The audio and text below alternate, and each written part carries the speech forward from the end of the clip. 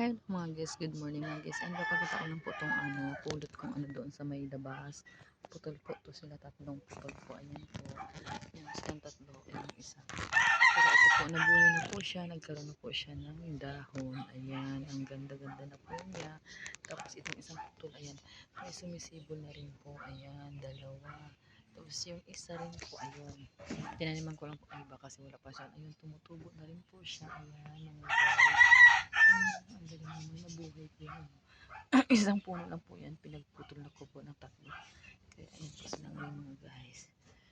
Dito ko muna nilagay sa mga pasong ito pang samantala. Pag nabibili na ako ng malaking paso, kasi maganda rin po pang bulak.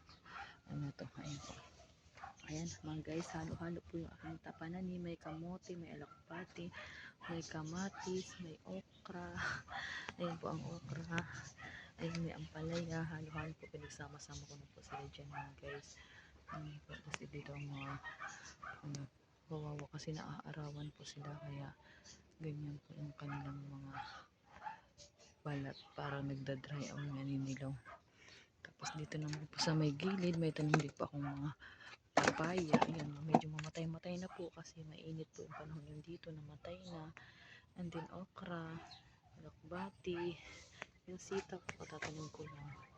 Ang aking kalamansi, may bunga na po, isa lang. Ayan po.